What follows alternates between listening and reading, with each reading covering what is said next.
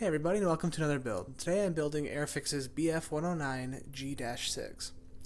I picked up this kit for $8 at my local Hobby Lobby shortly after I got back for the summer, and I decided to knock it out as quickly as I could to get back into the swing of modeling and especially working with my airbrush. Construction was very simple and without notable problems. Because this was essentially a painting practice, I did not add anything to the barren cockpit.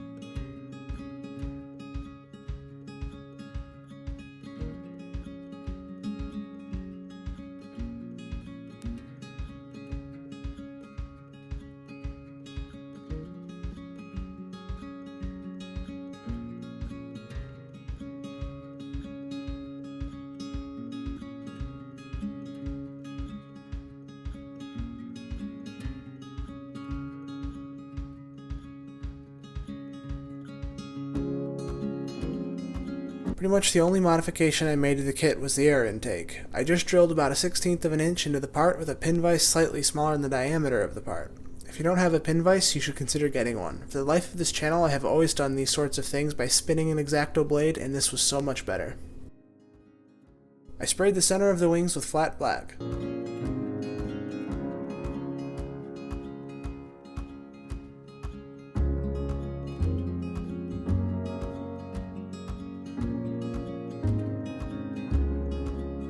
The interior was painted with Tamiya's German Grey, and I hand-painted the fuselage interior beyond what I thought could be seen with Vallejo flat black.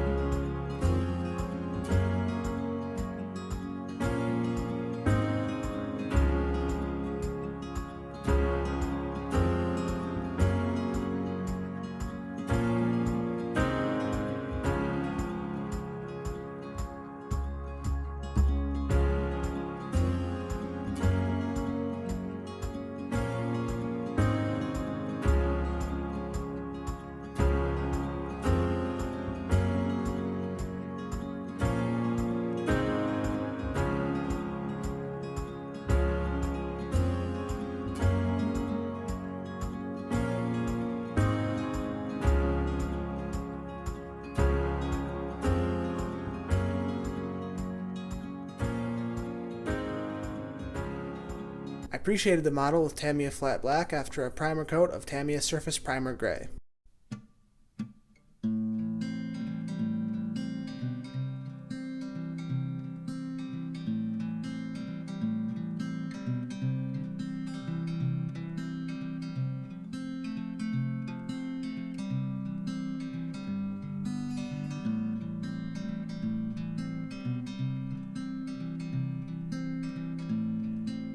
The underside was painted with a 7:1:2 mix of XF2, XF23, and XF66, and lightened by eye with what I would guess is about 5% buff.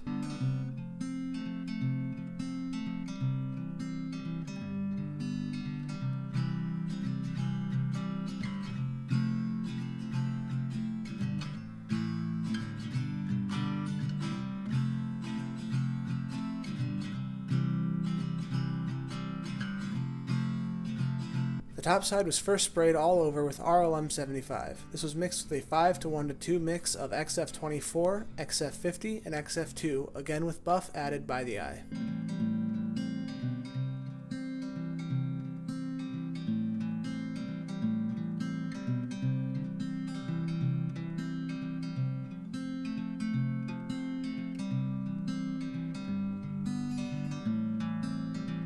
After the 75 had dried, I masked and then re-appreciated with flat black and painted the RLM 74 with a 3:2 mix of XF24 and XF27 lightened by eye with buff.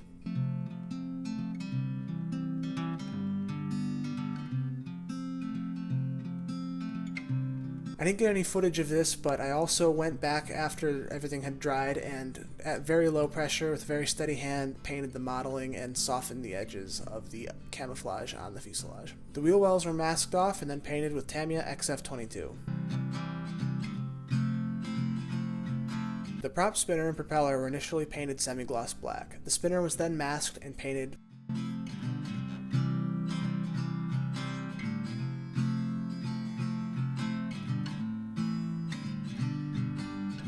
The neutrality bands were masked, then painted black, then white, then flat red.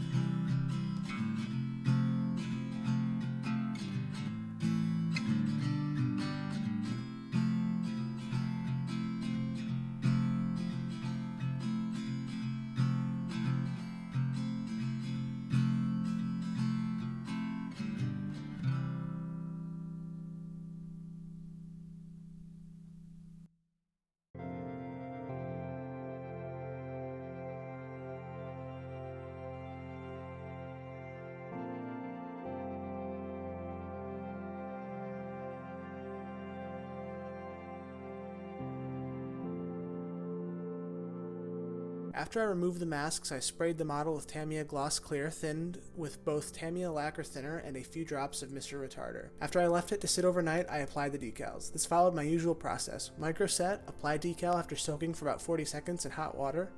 Then after the decal dries, smear it with Solvaset.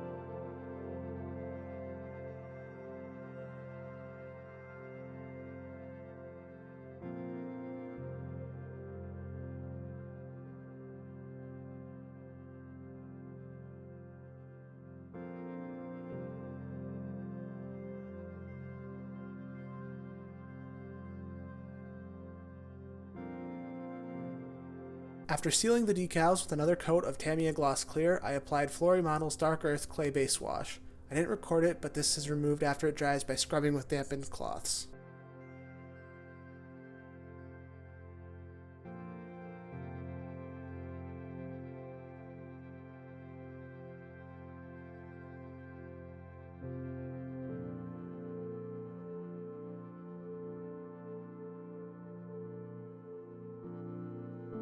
While the clay wash settled in the rest of the model, I pin washed the wheel wells with Tamiya's brown enamel.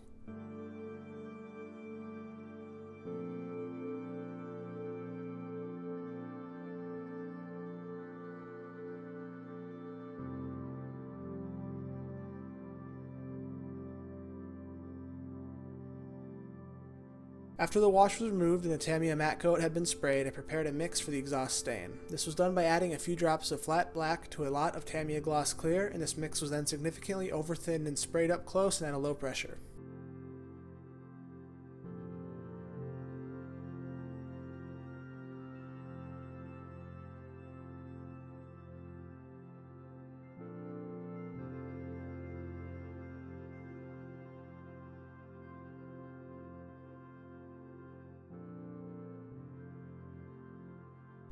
I messed with fluid staining again on this one, and I'm mixed about the results. I think the technique was okay, but the effect was overdone, especially at this scale. I'll go over this more in the future, and I'm a bit more happy with my results.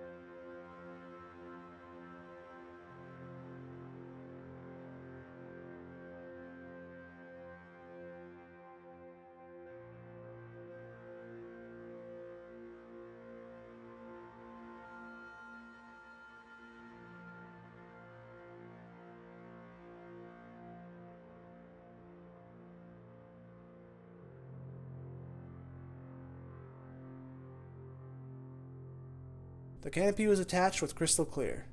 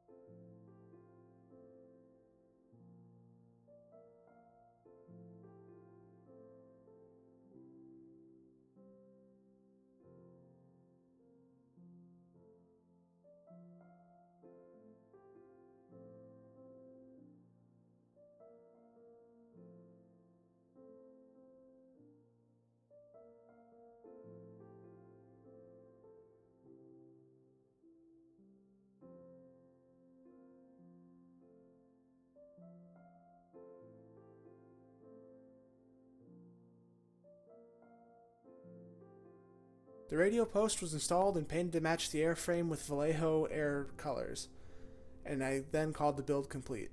Due to the small scale and the materials I had available, I decided not to string up the antenna.